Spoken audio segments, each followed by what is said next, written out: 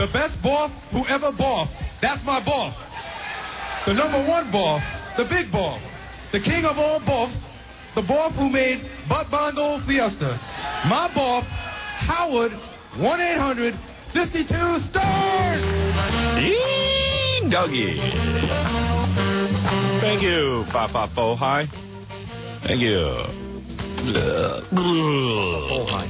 Hey, I have to take a little break here. I've been warned that I better take a break right up front. Busy show? Busy show today. Evidently, lots of things happening. All right, we'll be back right after these words to begin every exciting thing that will happen this morning. Where are you? What? I said you were returning. You never came back. Oh. I'm busy back here, Robin. Oh, well, we're on the radio. You don't have to tell me that. I know what I'm doing. All right, turn that off, Fred. I didn't ask you to do that. Sometimes silence is good, you know?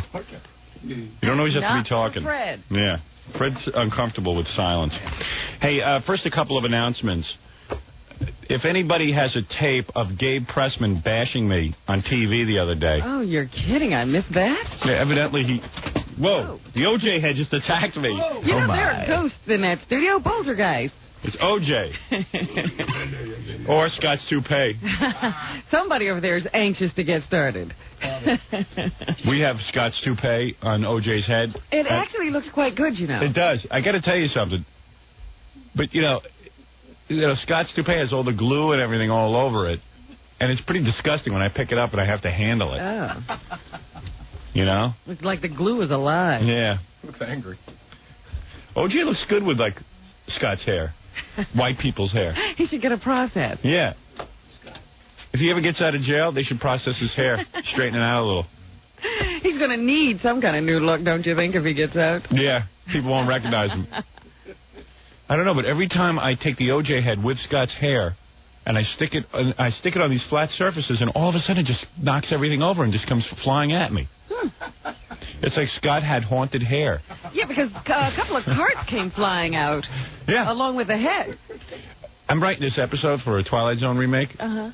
That's about... Is there a Twilight Zone remake in the works? Well, I'm writing one. Because I'm the new Rod Serling. There's a guy who, you know, his toupee takes on a life of its own. I see. And leads him around? Is it an evil toupee? Yeah, it's an evil toupee. And it has haunted hair. Submitted for your approval. A man, an engineer at a radio station, unassuming until the day he discovered he had haunted hair in the Twilight Zone. He just took a little trip. He took a little trip to the barber.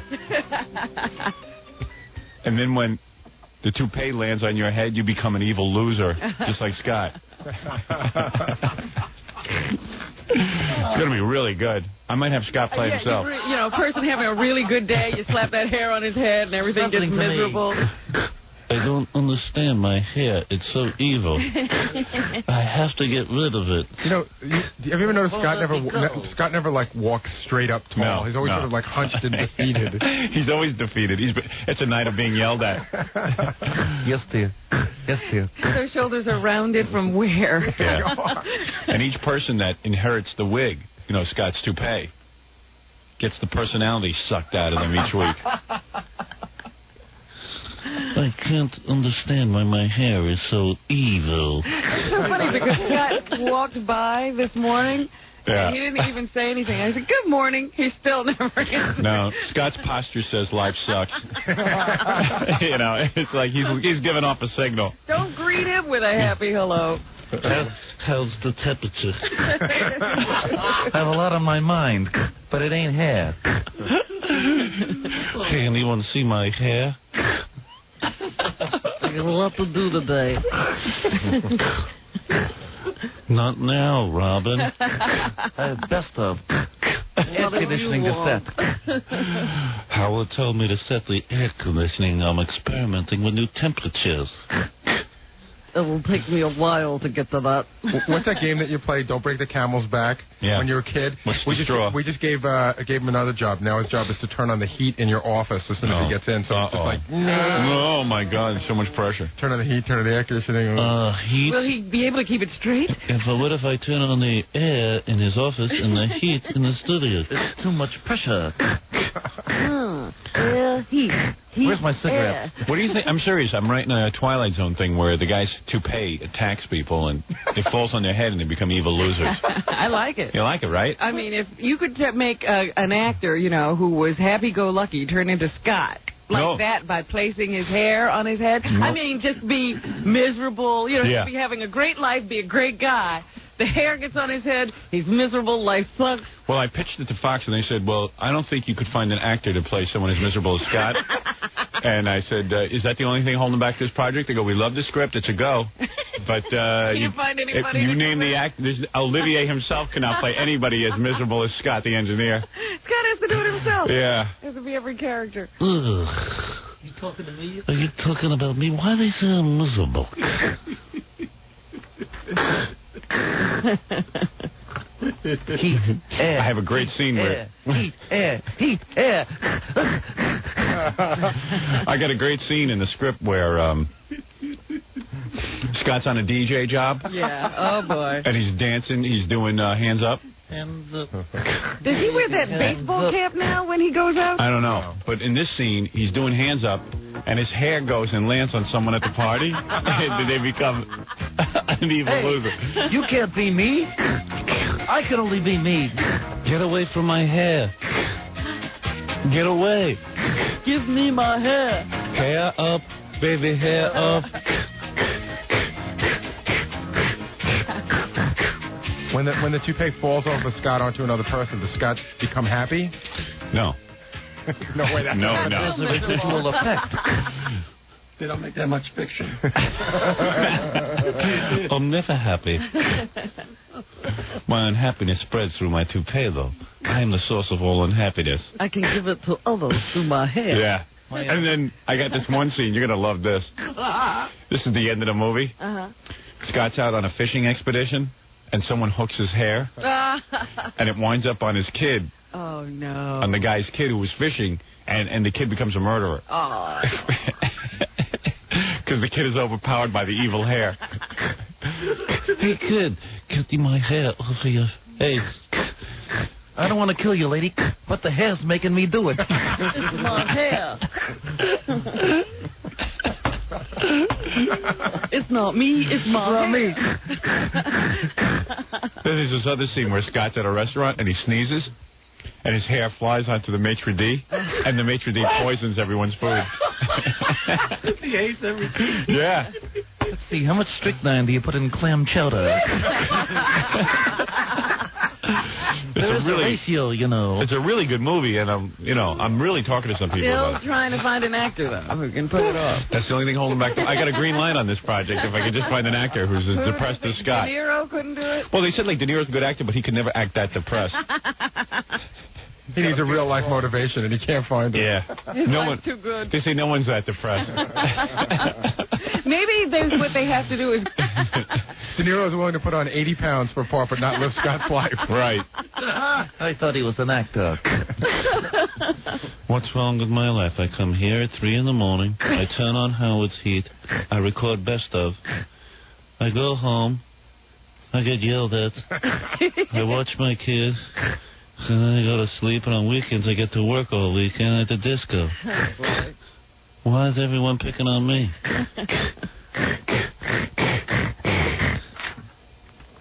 He forgot the one joy in his life, cigarettes.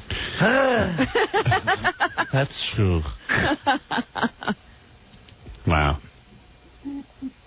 I got so many good scenes in this movie. You're going to love it. Too many. Yeah. It's another one of those long scripts. On 3rd Avenue, he's walking to Manhattan after he gets done with the show, after he puts in a long day of smoking. So he's going to light up a cigarette. And as he's looking for his cigarettes, he trips on the curb. His hair flies into a taxi window onto the driver, and the driver drives head-on into a school bus. And the only thing left in this burning inferno is Scott's hair. And Scott goes and retrieves his hair. The evil hair never dies. There you are. Get on my head, you rascal. How did you get off my head? Never leave me. Never, ever, ever leave me again. This is a movie with an intermission. You got to go out and get some popcorn to finish it, Scott. And it's great. There's endless scenes like that. It's a 3.5-hour movie. It's longer than Dances with Wolves. Dances with Hair. Hey, I was looking for a name. There you go. Dances with Hair. Who's on the phone? King of all messengers. He made a few calls. Yeah, he's got a new shtick now. It's really funny. You know, with the satellite dish, he gets teleconferences that aren't even like meant for regular people, and he just, he calls through. Like there was one about for firemen, and then the second one that's really funny was about potholes in Kansas City. Wow. Oh, boy. Hey, King. Good morning, Howard. How are you? Fine, thank you. Long time no hear from. Yes, I've been busy. Hero King. You are very depressed, I guess. Want some hair? Scott has something for you. If you take my hair, you'll risk evil. Come to the dark, hairy side. My hair evil knows no bounds. Did I tell you the scene where Scott's out buying cigarettes? No. And his hair gets hooked onto a blind lady's umbrella. And then it winds up, the wind blows it onto her seeing eye dog, and the seeing eye dog bites everyone in his neighborhood. Cujo. Seeing eye Cujo. Oh, my God, my hair is on an animal. That's the first time I've seen that happen in the history of my hair. Here, Rover, have a cigarette. I always knew my hair on a person would be evil, but on an animal, it knows no boundaries. That hair started on an animal. It crosses species. I had no clue that my hair would have this effect on a dog. I thought the animal kingdom was immune. I stand corrected. Darwin was wrong.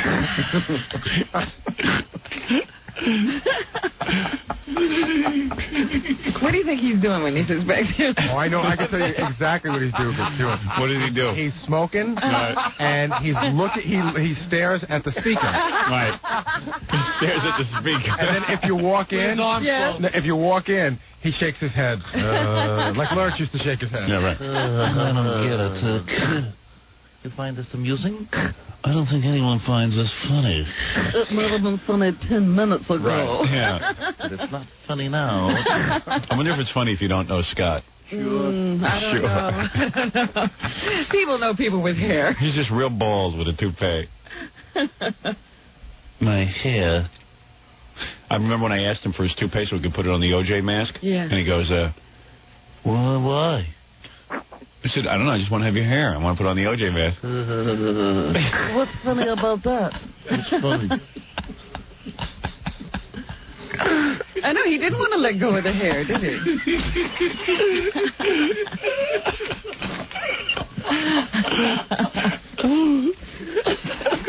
Go ahead.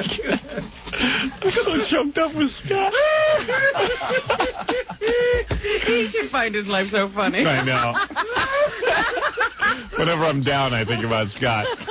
Feel great about yourself. So last time I adjust your heat. Yeah, you wonder why you can't get the right temperature in here. I wrote a scene last night for this movie, and I keep writing this movie. If you look at my computer, I've got like 85 pages of Scott movie. Yeah. And you'll keep writing until the movie's done. I'll write till the day I die. After you write every scene, you feel a little better. Did I tell you this scene? Scott goes to the circus, right? So his son is with him, and his son throws up from eating too much food. So Scott bends over to clean it up, and his hair lands on a clown midget, and then the midget, for like the next 5 minutes, runs around and punches everyone in the nuts. The secret is to get back my hair. The midget will slow down. That's what the dialogue is. And Scott tries to tell the police. Yeah. Excuse me, officer. Can't you see I'm busy? I got a runaway midget. It's my hair. He's not inherently evil. My hair is. Maybe this could be like an E special. Like maybe. I don't know. I think if you've got sequels, you've got everything. Yeah, I know what you mean. Like, why waste it there? Because I can make a lot of money in the movies. You know what the really funny part of this is? In like about another year or two, when Scott has to take this entire bit and cut it up for best of, right? He has to sit there and listen to it. Yeah, right. Like 2 years after the fact. It's too long. Yeah. Not funny. Funny. It will never be approved. Cut.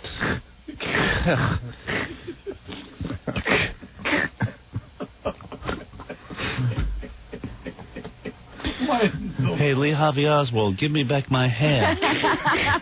Time traveling. Yeah, right. His hair could time travel. Jack the Ripper. Hair. Yeah, his hair was responsible through history for all the evil. Yeah, Hitler's mustache was a little hunk of There you go. Right. Hunk of Scott's wig. All it took was that much. Yeah, and everybody would then understand why Hitler was so I evil. can't explain it. I used to be an artist. Now I want to annihilate the Jewish people. I used to be a gentle artist. I studied in London. So, King, who did you call? Okay, this first call is to a Fire Protection Service teleconference they were having in Washington State, and they had their fire commissioner on hand to take calls. Go ahead. Okay. So you can see it was quite a busy summer. Thank you, Glenn. It seems that we do have some questions and comments from various areas. The first one, I understand, is a phone call from Los Angeles. Hello? Hello. Hello, yes. My name is Stephen Grillo. How are you? Thank you, Stephen, for calling in. What can we do? Okay, my question is, what is being done to protect the fire department with better clothing gear, the men in the field? And would you all agree that the hottest guy on this planet is Howard Stern with his paperback release, Private Parts, and his upcoming movie, Baba Booey? I'm not sure I... Would you agree that Howard Stern is the hottest thing on the planet? I'm afraid you have an advantage over us down in Los Angeles about what movies are being made right now. But your question was about clothing. Was that not correct? Oh, boy. Oh. I think we're going to move on to the Wenatchee call. Oh, You're a cut up, I swear. What do you do? He sits around all day watching that satellite. These people are sitting around a table. Yeah. It sounds like what happened was, that they went to turn down his microphone, King of All Messengers, and they turned down the other host's microphone. Oh, I see. Because they couldn't hear the guy for a minute. Yeah, that was pretty good. They were probably pushing all kinds of knobs. All kinds of confusion. Who else did you call? Okay, the second call is to Oklahoma State University, where, believe it or not, they were having a teleconference on pothole repair and snow removal. All right. This is really good. Okay. There you go. Spray sealing, chip sealing, crack sealing, and hot mix. Thin hot mix overlay, yeah. Okay, how about Fred from Tulsa? You still on the line? Good afternoon. My name is Fred Norris. My question is for Shah. We used Super Pave on 2 huge cracks on an experimental basis in Tulsa at a very busy intersection at Robin Quivers Boulevard and Hershey Highway. After using Super Pave, do you think we should concentrate more on getting the Howard Stern show in Oklahoma rather than worry about Robin's cracks? And can you say Baba Booey? Didn't get the last part of the question. Can you say Baba Booey? Can you say it? Shah? Yeah? Can you say Baba Booey? Yeah, I can say it, I guess. Well, will you say it for me, please? Baba Booey. Baba Booey? Baba Booey. Say Baba Booey, Baba Booey.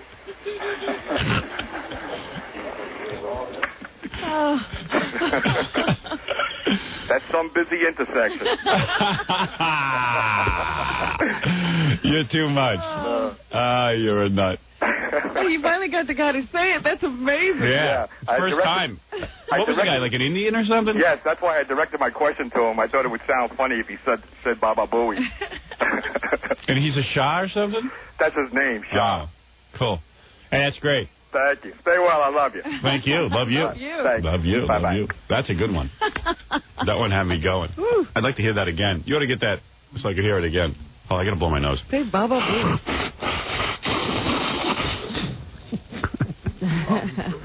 I had so much snot in there, it ripped through the tissue. Ugh. It blew a hole right through. I felt my fingers. After you blow your nose, don't you have to put your fingers up there with the tissues so you can get get all the rim and everything? No. All the rim. Sometimes the hairs cling onto the schnatz. I have to clean them all. I have to wipe them clean. What a hideous man I am. This just in, it's reported that Scott's hair has landed on that mad letter bomber. Oh, no. Oh, my hair is being used for evil again. Ah, shucks. We got to take a break. That was great. Let me take some phone calls when we get back. I got to look at this stuff I carried around, Robin. This is all the stuff I've been carrying around to read on the show. Well, time's a wasting. Yeah, let me just take a short break, and we'll be right back to get everything going right after these.